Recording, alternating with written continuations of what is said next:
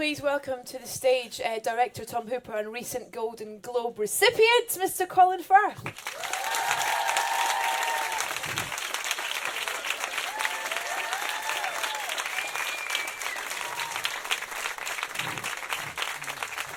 Hi. Have a seat. Right then. Let's crack straight into it. Tom, for you, where did this project start? Where was the seed of this project for you? The only reason I came to know about this story is because I happen to be half Australian, half English, living in London.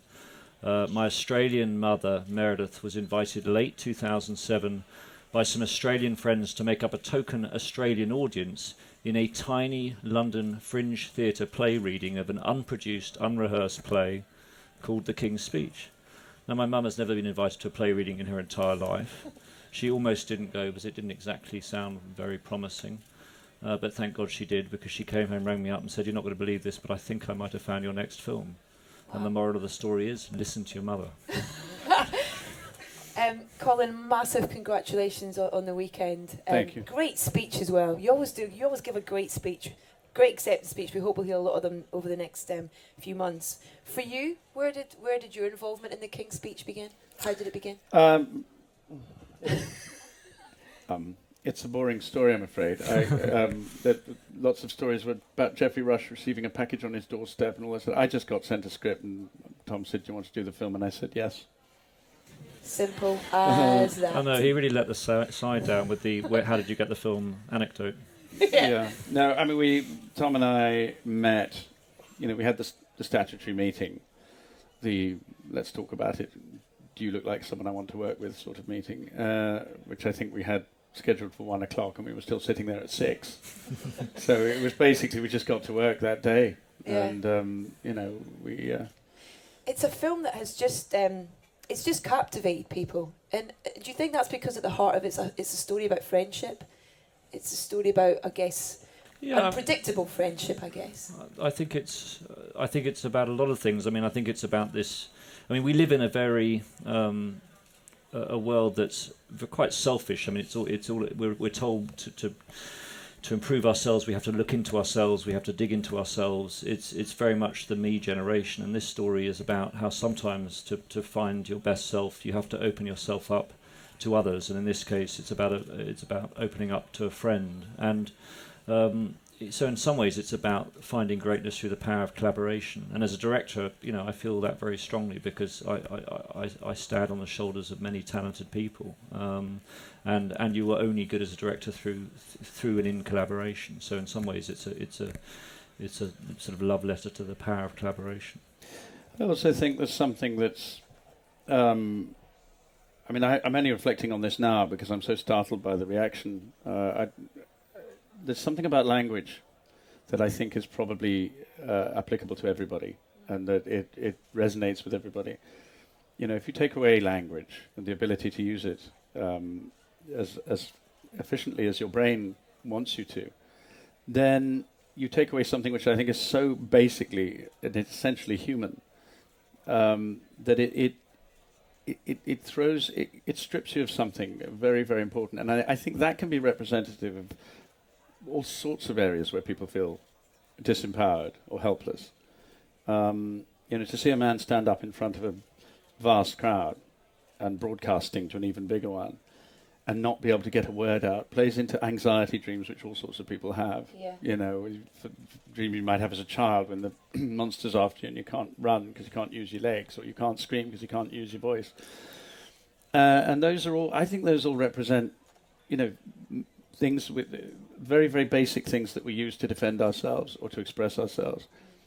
And to present a man who has that problem, it doesn't just apply to people who struggle with speech. It applies to people who struggle to communicate in all sorts of other ways as well. Yeah. It's very interesting. I hadn't thought about the fact that it's true that one of the regular frustration dreams, nightmare dreams, is either not being able to move fast enough, or not being able to talk, not being able to scream out, not being able to articulate. And I think we all have that in common. You mentioned that scene. We're going to take a quick look at it's the opening of the film, pretty much, which sort of sets the start of the tale. you're just egging him on as you're watching it. You sort of feel the tension as a viewer of the film. You just want him to get the words out. Couldn't have gone on much longer, could it? But for you as an actor, it's almost the opposite of your job in a way, in terms of, as an actor you have to get the performance and the words out. I mean, was this a bigger challenge for you in terms of the delivery of it, in terms of playing a man who had this speech impediment? Yes, I mean, there were technical things that I had to learn that didn't apply to everything I do. But funnily enough, it's as much about what you can't say as what you can. I think good writing is like that too. Good writing never perfectly expresses something by doing it directly in a linear fashion. The way we, the writers we admire most are reaching us by oblique means a lot of the time. Shakespeare does it. Tennessee Williams does it. People talk round things. They don't say quite what they want to. Empty spaces, the use of silence is incredibly powerful. I mean, Pinter and his pauses and his silences are extremely eloquent. So I think we do deal in the business of silence and what words... in other words, the eloquence of words in being inadequate. Yeah. Great writing does that. So it's not about, the perfect acting job wouldn't be one where everything's necessarily fluent and fluid and perfect. Having said that, this is to do with stuff that arrives as a physical, possibly neurological block, and I had to try to explore that as best I could, and that's unique to something like this, definitely. You mentioned the writing as well, but I was watching an interview with you, Tom, where you said that Colin kind of added his little bits in the script as it was going along, because that friendship between Lionel and His Highness develops and stuff. There was one that we saw in the trailer where he says, "Do you know any jokes?" And was that an ad lib? Is that it wasn't an ad lib, but it was definitely a line. That was definitely a Colin Firthism. Well, that was because, it wasn't a willful changing of a line, just so we could find something funny to say. The original line was, because we found out different bits of research detail as we went along. And we've still got people at us saying, they'd never say nice to meet you and all that sort of thing. And, everyone's got a view on... Everyone has an opinion. Exactly. But apparently, the expert that we had on the set did say... The original line was when Geoffrey says the royals don't joke. When he says, "Do you know any jokes?" my response was, "Royals don't joke." And we were told royals never refer to themselves as royals. So we had to look for a different line at that point. And I just thought, well, jokes, how long have you got if you want to hear me tell a joke? And so that's where timing's not my strong suit came from. And also I think these men use humour as a means of sparring, as a defence. And the interesting thing is that the script we started with had did have tremendous wit in it, and it was very exciting because about 9 weeks before the shoot, we discovered that Lionel Logue, the speech therapist's grandson, actually lived in London 10 minutes from where I live, and in his attic he had a filing cabinet, and in that filing cabinet was a set of papers, amongst which was a handwritten diary account of the relationship between his grandfather Lionel Logue and the king, which no one knew existed. No historian has ever read, no member of the royal family has ever seen, and we got it in our hands 9 weeks out, this sort of treasure trove of information.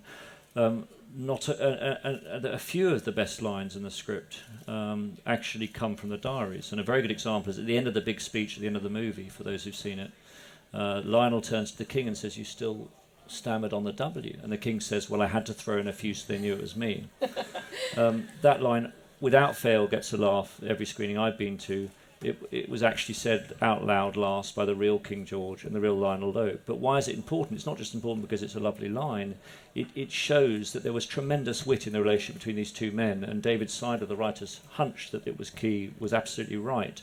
And some of the historians, particularly nearer the time to King George, were a bit tough on him. They saw the stammer as evidence of mental weakness, of a slow brain. I mean, they couldn't look beyond the stammer, and it was wonderful having this first-hand primary source evidence of his wit and his intelligence.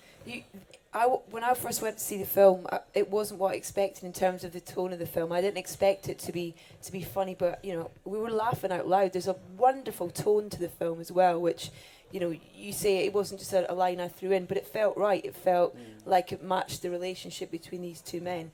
What an amazing thing to come across these diaries. Did you weep?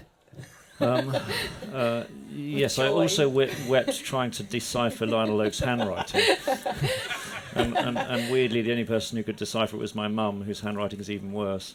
But I mean, the other great clue that it gave me, which is incredibly important, is in the script that I started with. David imagined that when he made the final speech on the outbreak of war, it was in a big room and everyone was there. You know, all the politicians, the royal family, Lionel.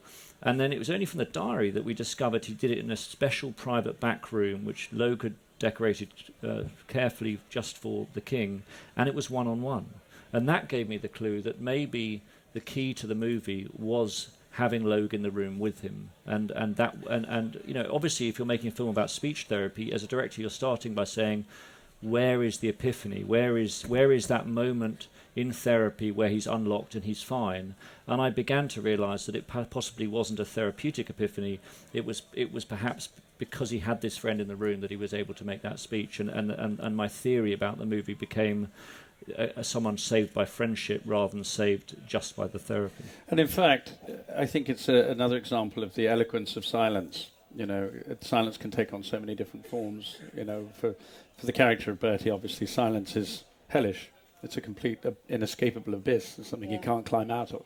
But that scene, with barely a word from Lionel Logue, it was written without him present, wasn't it? Wasn't he in a different... Yeah. He almost orchestrates Well, it becomes a dialogue. Yeah. It is like he's conducting it. But it, without a word from him, it is a dialogue between two men. You know, and... you know, with me doing all the talking, and, you know, but it's a completely comprehensive interaction. Even with him mouthing obscenities at you in the middle of it. Exactly. And it also reminds me a lot about that scene is a lot to me about directing and what it's like to get a performance from an actor, because there's a moment in it when Logue stops directing, he stops conducting, he stops mouthing, he stops the dialogue, and his arms fall to his sides, and he's struck by the magnificence of the performance, and suddenly he becomes not a director but an audience member. And that is what happens when you work, and when I work with the greatest actors, is with however much you rehearse and however much when I'm watching Colin and I'm analysing what he's doing, there always is that moment on set when you're suddenly thrown into being an audience member and you're knocked out by what the actor's doing, and your critical mind is completely shut down by the brilliance of what he's doing. And let's just say on this film this happened quite a few times with Mr. Colin Firth. Oh. Well, let's talk about your other cast members as well, because what an incredible cast. You know, not just yourself and Helena as well. A wonderful queen to have next to you. We've got a great clip of her right here. Her first meeting with Logue. She's just incredible. I love her. I absolutely love her. It must have been a joy to work with her. It was. I mean, when you're working with these two, you take a free ride on their talent, really. I mean, you get an awful lot of credit for really very basically what other people have given you. And also what reads in an audience's mind. I mean, there she is, they're playing off each other's extraordinary energy and dexterity. But the first scene you see of the Wembley speech, part of the reason why I think that has an impact is it's not so much to do with what I'm doing, it's what plays on her face. You know, I think people it hits them here when they see how helpless and devastated she is. Yeah. And so I think people often don't know necessarily to make a tally of who's responsible for the impact that they're feeling, but you know it's not, you know, this is very very much the essence of collaboration. I think as you see that banter between those two, and that's where the whole dynamic. That's why it's funny. That's why we laugh, and you know this sense of the unexpected all the time. But they're both just as mentally agile as each other as actors, which meant that we were perpetually I was perpetually on point, you know. And it was certainly for me, I mean, I fell in love with Helena as an actress in Room with a View and as a teenager, and I think she's a formidable classical actress, and she's been playing some quite eccentric roles, and I was pleased to give her this part which was sort of tapped into that brilliant sort of classical ability she has. But I mean, as a teenager, I used to have a poster with Helena Bonham Carter on it. But the only thing is, I had to admit to Helena that the picture of the Panavision film camera above her was far larger than her. She was that size, and the film camera was about this size. What about in terms of, for you as a director then, when your mum brings you this project and you start thinking about this one and that one, and do you have in your head of who you see in these roles as you're going through? Do you? Yes, I mean, it was interesting with casting Colin. I mean, the only anxiety I had was the fact that Colin doesn't look exactly like the real king. I mean, the real king is small and slight, and Colin is a strapping lad of 6'3", and after working with Tom Ford, let's just say he was looking a little buff. And but I felt in the end, I don't want to embarrass Colin, but I from my research, King George VI is nice to his core. He has a tremendous moral compass. He has humility, and he's a gentle man. And those are all ways I would describe Colin. I mean, Colin, to me, is nice to his core.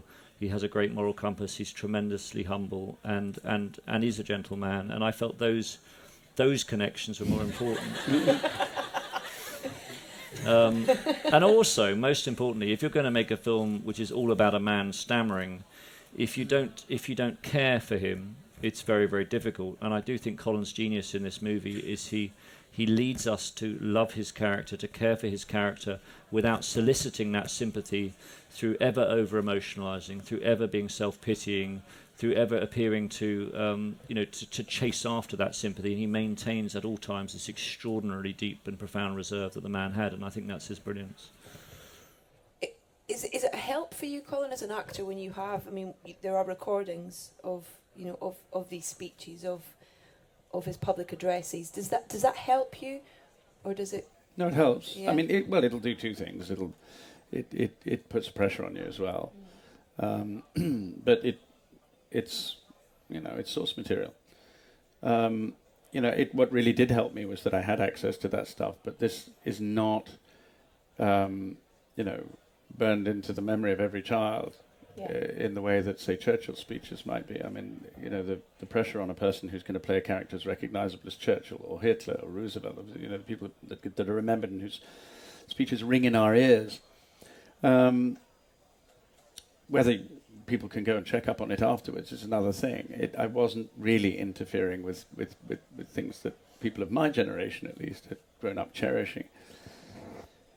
So I had a bit of room to maneuver. And I think you have to have room to maneuver if you're going to make a three-dimensional job of it, because it really does have to be yours, and you cannot be a slave to an impersonation. So I was much more interested in what it told me about what it was like to be him than just how it was going to help me mimic something. Yeah. The rhythms that he used in his speeches were clearly a way he had of managing the stammer. And I could hear codified in that courage, patience, resolution.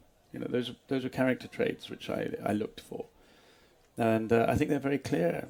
When he does hit a block, it was what it told me about how he navigates that was interesting to me. And there's a tightness to his expression. It's not just the stammer. I think it's how he grew up. It's the world he grew up in. It's his generation. It's his class. It's all that sort of thing. And we had a dialect coach because we had to be taught how to speak English in the way that they spoke English then, because we don't talk like that anymore. We might think we do, but it's changed. And that speaks of that tightness as well. This sort of terribly, it speaks of repression. It speaks of authoritarianism. It speaks of duty and all those sort of values. Makes sense then. It's referred to as stiff upper lip, isn't it, in a way, doesn't it? It's almost literally a stiff upper and lower lip and jaw. Was it a challenge? Did you find it a challenge, or was it I imagine it was an enjoyable experience, but combination of it being a real person that you were playing with this speech impediment. Did you find that a challenge, or did you relish in it? Well, it's both. I didn't want to. You don't want to be confined, but also it is quite nice to have a guidance of that sort. You're not going to get what because we're dealing with a recent member of the royal family. you're not going to get a lot of personal help. You know, the palace are not in the business of, you know, saying, well, hang around with us for a few days and we'll show you how it's all done. And outside, you know, it'd be great, wouldn't it? It would be. I Surely you've got invites to Kate and William's wedding now. I think that'll tell us a lot, whether we do. No, nothing yet. I keep checking my post every day. Yeah, every day. You know, but so, you know, I could, unlike, you know, if I'm playing a cab driver, you could drive a cab for a few days or something, but they didn't give me control of the country. So but then you do have a lot of secondary material, because this is someone that people write books about and someone that was recorded. And Tom and I came across a piece of film of something which echoes that first scene in some ways. It was another Empire exhibition, wasn't it, in Glasgow? Glasgow, 1938. 1938, and this is post Help from Logue. Yeah. And you see him hit one of those blocks. It's not quite as devastatingly paralysed as what you see in the film there, but it definitely has something of that.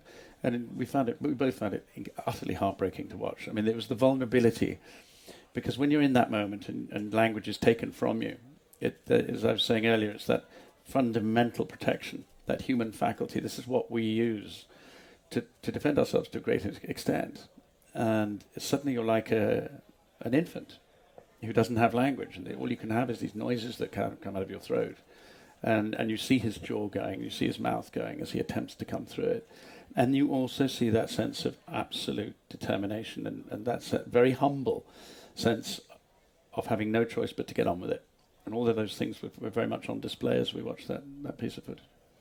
At the time, you know, the nation had sympathy for him in terms of, you know, this issue that you had, which they wouldn't have now, would they, in terms of if it was someone in that position where... I don't know. I mean, one of the extraordinary things I read these accounts during the Second World War, that the fact that the king stammered was something that everyone knew, and it made listening to him on the radio highly suspenseful for the nation, and his continued ability to overcome it and get through it without failure became a kind of metaphor for the war effort, and you know, it was almost as if the king can keep getting through his speeches without stammering, then plucky little Britain can prevail against Hitler, and it kind of became talismanic, and his struggle actually became hardwired to their struggle metaphorically, which is very fascinating, but also I think he did a huge amount to humanise the monarchy, because if the man speaking to you and saying, I share your suffering during the war, I understand what you're going through,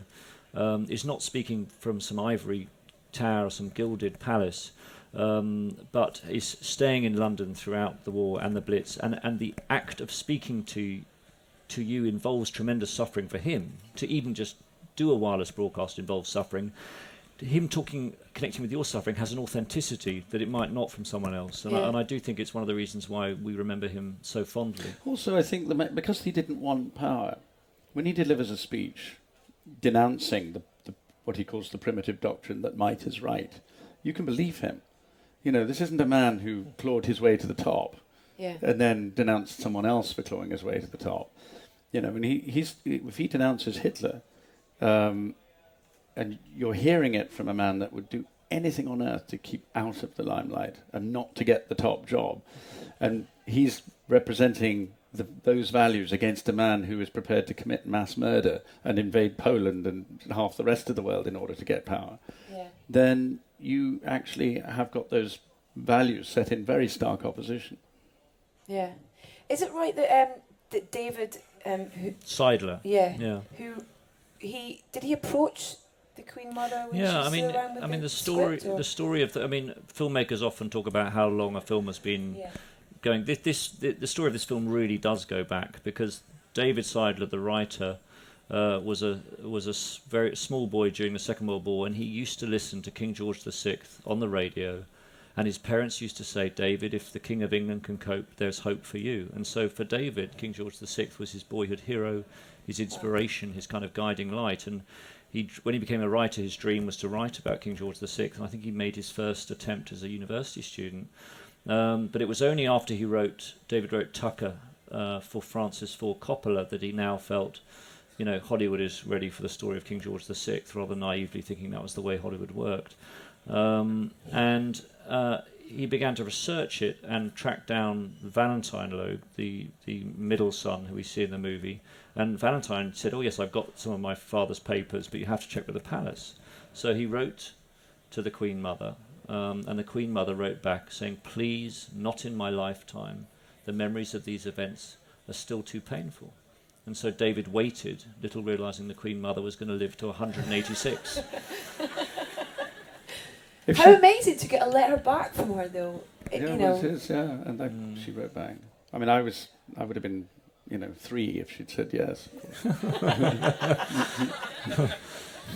Yes, that's a very selfish way of looking at it. I've got a question. We're going to throw some questions out to the audience. This huge audience here. I'm going to start off with someone on Facebook. There's been loads of questions coming in. I'm just going to check. I haven't already asked you it. Stephen Bowman, no relation, I promise. He said, is it different, harder playing the role of a king over playing a normal person? I think it is in a way, because I can only stretch my imagination so far to know what that's like. And as I said, there's no real research you can do. I mean, if you're going to have to play a king, then to play this king, there is a way in, because he didn't think he was going to be king. So, although he was brought up in that family, and again, I don't know, I can only imagine that. I think it must be much harder to get into the mentality of someone who was born to it, because you can imagine taking on a job that's not a job. It really is something that you've lived with all your life, and to immerse yourself in the idea that I've been born for this all my life. I don't know how far you can really get there. So, I still felt, however much immersion we attempted, and we did, I think, achieve it to quite an extent. I mean, the suspension of disbelief, I think, became quite comprehensive by the end. There was something about walking down a corridor and have absolutely everybody do that and bow, and everybody behave in an utterly peculiar fashion around you all the time, and nobody to be able to talk to you without calling you Your Royal Highness or Your Majesty, or and nobody being able to shake hands with you unless you offer your hand, and being accompanied by butlers and valets and equerries, and you can imagine it up to a point, but I still have my doubts as to whether I really know what that world must be like. It's because you haven't spent that much time in Hollywood. It's funny. Don't change. People have asked if being well known is the equivalent. It's not. People don't, just being a well known actor, people don't treat you with anything like the deference or respect that they do with members of the royal family. I was in the presence of a senior member of the royal family once for a film event, and it was interesting watching him being escorted around the room by his private secretary. And he was being apportioned a few minutes with this person, a few minutes with that person. And as he was talking, the private secretary was already eyeing the next person who was going to be chosen. And I was actually with my kind of Marxist anti-monarchy hippie friend, who was looking incredibly nonchalant and didn't know whether, do I really have to bow? Do I really have to shake? And as soon as he came over, it was all... His politics and his entire view of life went out of the window. Let's have some questions from our lovely audience. A gentleman at the front. What's your name as well? Tell us your name. My name's Paul Whiffin. I'm a fledgling filmmaker, so I really enjoyed, in particular, the way you shot the microphone in this film, because obviously you were helped a bit by the big old-fashioned microphones, but I loved the way that you actually made it look like a bomb, or it looked like a missile in some shots, and it's clearly intimidating the king enormously, or when he's when he's still not become king.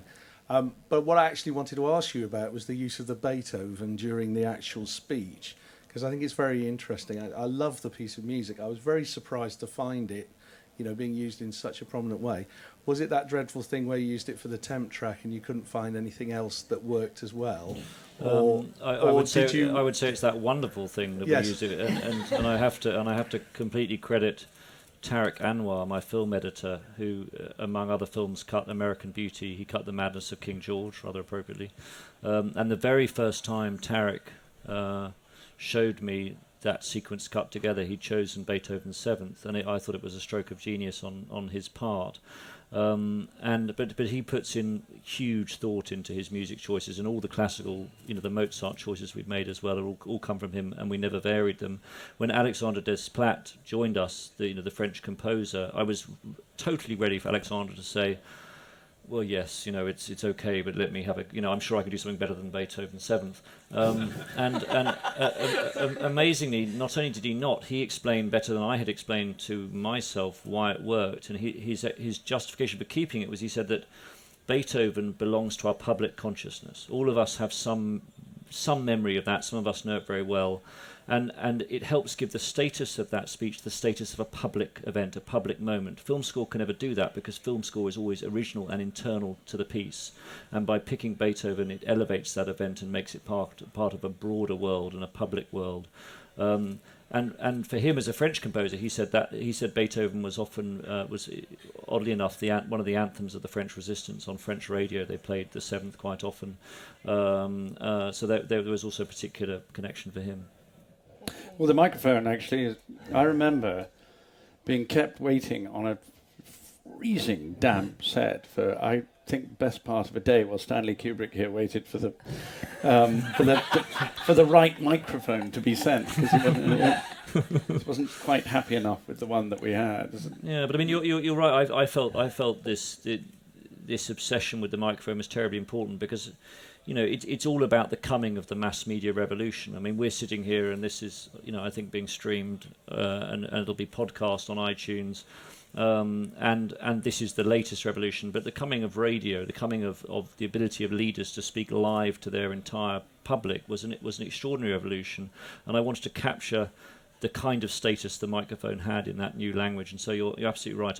I loved that huge torpedo-shaped microphone that Edward VIII used in his abdication broadcast, and I used it at the beginning, and I photographed it with wide lenses, so it would feel like this sort of huge and scary object. So in that opening scene, it's almost like he can hide behind it, but then it's got those little bits that he can still see the audience through that remind him that he has this public here. Another question, please. Lady, right there. Hello. Hi.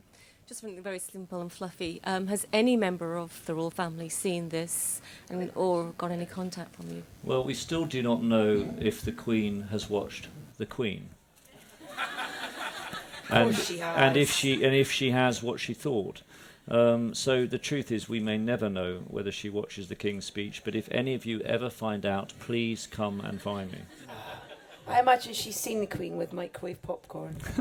I love the idea of that. She watched something in 3D recently at the royal premiere in Leicester Square. She sat there with her 3D glasses on. I saw that. It was an amazing thing to see. She looked wicked. She had a great time.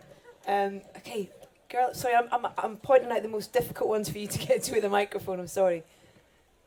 Young girl in the centre. Tell us your name as well when you get the microphone. Hi, my name is Maya Gustin. I don't know, obviously, what order you shot the scenes in, but when you finally were able to film that final scene, did you feel a moment of catharsis or relief when you, as the king, was able to, really finally get the words out? I don't know. It was, that scene was somewhere in the middle of the shoot, so it certainly wasn't the end. It was certainly long before the first scene that you just saw. So no, because I knew I had to go back to the beginning again.